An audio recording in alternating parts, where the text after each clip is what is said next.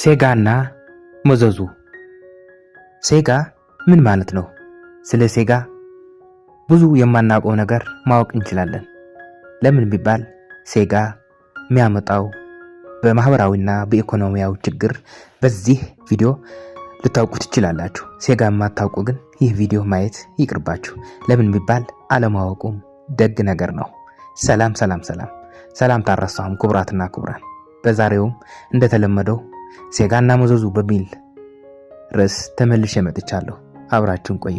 ስለ ሴጋ በዚህ 5 መሰረታዊ ነገሮችን ሴጋ የሚያመጣቸው ጉዳቶች አብረን እናያለን። አብራችሁን ቆዩ።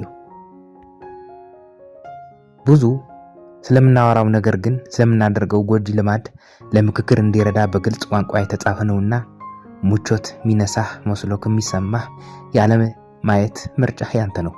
ጀግናው ወንድሜ፣ ዛሬ ስለ ግለ ወሲብ ካሁን በኋላ ሴጋ እያልኩ የምጠራውን ጎጂ ልማድ በአንተ በትዳርህ በህይወትህ የሚኖረው ተጽዕኖ እነግርሃለሁ፣ ላወራህ ፈልጋለሁ።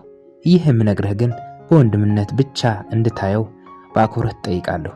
ይህ ጎጂ ልማድ ከሚመጣው መዘዞች ውስጥ መንፈሳዊ ጉዳትን ሳይሆን አካላዊ ስነ ልቦናዊ ጠባዮችን ኪሳራዎችን ለይተህ ለማወቅ ይረዳሃል ብዬ አምናለሁ። ይህም ጽሑፍ ሳነብልህ ወይም በጆሮህ እንድታድምጠኝ ከራሴ ህይወት የተማርኩት በማንበብም ያወቅኩት ስለሆነ በጣም እንድትረዳኝ በጣም እንድትሰማኝ አስቤ ነው፣ በሌላ አይደለም። ሴጋ በወንድም ሆነ በሴት መፍትሄ ያልተገኘለት ድረስ እስካሁን እድሜ ልክ ክፉ ጎጂ ልማድ ሆኖ እየቀጠለ ነው። ክፉ አልኩት ይህ አመል እንዴ በተጠና ሆነ ባልተጠና እጅግ ከባድ ነውና፣ ጎጂም አልኩት አንተም አለ መላቀቁ ሱሰኛ ማድረጉ በአንተ ላይ አካላዊና አእምሯዊ ስነ ልቦናዊ ጉዳት ያመጣል ብዬ ነው። ሴጋና ልጆች።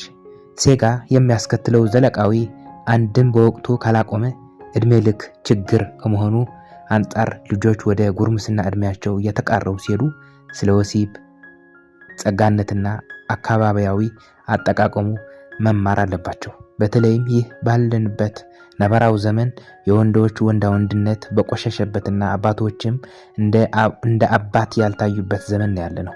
ጠባይ የሚያሳዩት በዚህ ወቅት ልጆች በተለይም በሴቶች ቶሎ ለመጎርመስና ለተሳሳተ የወሲብ ግንዛቤ ድርጊት ይጋለጣሉ። ይህ ጋህድ ዓለም ነው።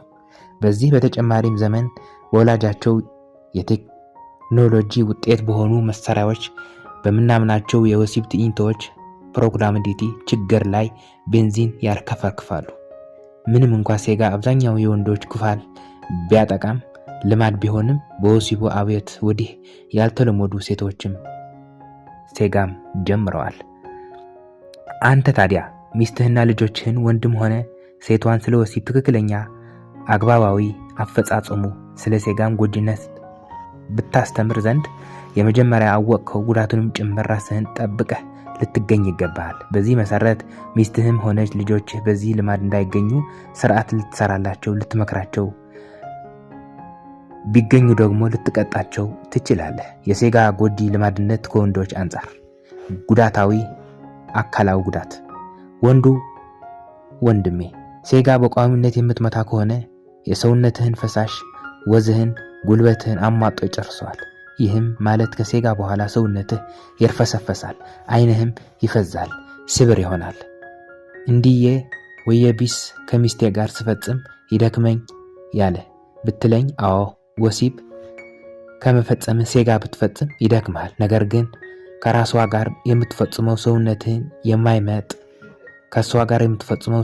የማይመጥ ጉልበትህን የማይጨርስ ይልቁንስ ታዲያ መሆን አለበት። ይህ የሚሆነው ግን ከእሷ ጋር የምትፈጽመው ወሲብ ሴጋ የሚያስረሳ እርካታውንም ግራ የሚያጋባ ከሆነ ይህ በሱሱ ተጠምደሃል ማለት ነው። መነሳት ሆነ ውጤቱ ከሴጋው ጋር ብዙ አይለያይም። ሁለተኛ አእምሯዊ ጉዳት። በተለይ በዚህ ዘመን ለሴጋ ወሲባዊ ትዕይንት ከፍተኛ መንስኤዎች ናቸው። በስሜት ህዋሳቶች የተቀበልናቸውን መልእክቶች ተንተርሶ አስፈላጊ አጸፋዊ ምላሽ የሚመለከተው የሰውነት ክፍል እንዲሰጥ የሚያዘው አእምሮ ነው። በወሲባዊ ትዕይንት የተነሳው መልእክት የተቀበለው አእምሯችን ክፍል የልብ ምታችን እንዲጨምር፣ ደም በፍጥነት እንዲዘዋወር፣ በተለይም ወደ ብልታችን ከዚህም የተነሳ እንዲነቃቃ ያደርጋል። ይህን ልማድ ያደረገው አእምሮ ታዲያ ሚስትህን ስታይ ጠረኗ ሲሸትህ ሰውነቷን ስትዳብሳት ለወሲብ መጣፈጥህ ስትመጣ አእምሮ ሰውነትህን ለማዘዝ ይዘገያል። አይዘገይም ትላለህ? ምክንያቱም ደግሞ እርሱ የሚያውቀውና የተለመደው ስሜት ቀስቃሽ ስሜቱ ሴጋ ስለሆነ በዚህም ስነ አእምሮ ሊዳከም ይችላል። ጉዳት 2 ስነ ልቦናዊ ጉዳት። ሴጋ የምትመታ ከሆነ አንተ በራስህ ለራስህ ብቻ የምትፈጽመው የምትወዳትን ሚስትህን ያላሳተፈ ነውና በራስ ወዳትነት ማዕከል እየተንገላታህ ለሚስትህ ያለህ ናፍቆት ስስትም እየቀነሰ ይሄዳል።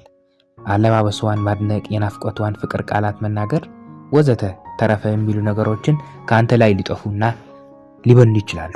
አለባበሷን አለማድነቅ፣ የናፍቆትን ፍቅር ፍላጎት መናገር፣ ፍቃዷን መፈጸምና ፍላጎቱን በአግባቡ ማርካት ይሳናሃል። ምክንያቱም አንተ ሴጋ ስለምትመታ። ምክንያቱም ደግሞ እነዚህ ምንጭ የሆነውን ወሲባዊ ስሜት መነቃቃት በሴጋ አርገዋልና። ጉዳት 3 ከሴት ያርቃል። ሴጋ በቋሚነት የምትመታ ወንድ ሴቶችን መቅረብ፣ መጥበስ፣ መናገር፣ መጀንጀን ይሳነዋል። የመጠበቅና የመነጋገር የመግባባትና ብሎ የመፈቃቀር ሽልማትና እርካታ በዋዛ በሴጋ ያገኘዋልና ምንም እንኳን ሴጋ ለወሲብ ምትክ ባይሆንም ከሴቶች ግን ያርቃል።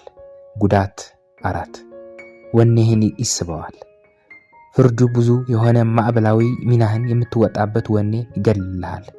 አያድርግም ለቤትህ፣ ለሚስትህ፣ ለልጆችህ ግድ የሌለህ በራስ ወዳትነት ባህር ሰጥመህ ለሌላ ሳትኖር ትሞታለህ።